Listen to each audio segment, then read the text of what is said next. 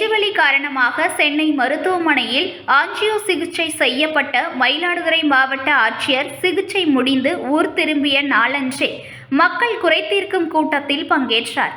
தமிழகத்தின் 38வது மாவட்டமான மயிலாடுதுறை மாவட்டத்தில் கடந்த 2023ஆம் ஆண்டு பிப்ரவரி மாதம் மாவட்டத்தின் 3வது ஆட்சியராக ஏபி மகாபாரதி பொறுப்பேற்று பணியில் உள்ளார்.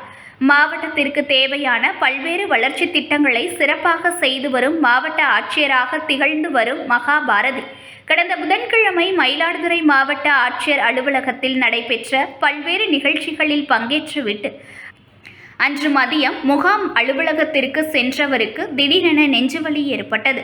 இதனைத் தொடர்ந்து தஞ்சாவூர் மற்றும் சென்னையில் சிகிச்சை பெற்ற அவருக்கு வியாழக்கிழமை இதய குழாயில் ஏற்பட்டிருந்த 3 அடைப்புகளின் காரணமாக ஆஞ்சியோகிராம் சிகிச்சை செய்யப்பட்டது.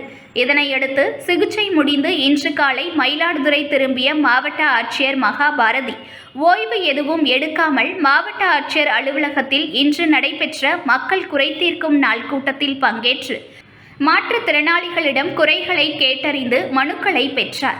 இதனைத் தொடர்ந்து அலுவலக கூட்டரங்கில் நடைபெற்ற நிகழ்ச்சியில் பேசிய மாவட்ட ஆட்சியர், உங்கள் பிரார்த்தனை தான் என்னை காப்பாற்றியது.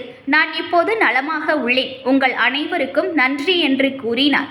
சிகிச்சை முடிந்து ஊர் திரும்பிய நாளன்றே ஓய்வெடுக்காமல் மாவட்ட ஆட்சியர் பணியில் சேர்ந்து பணியாற்றிய சம்பவம் அனைவரையும் நிகழ்ச்சியில் ஆழ்த்தியது.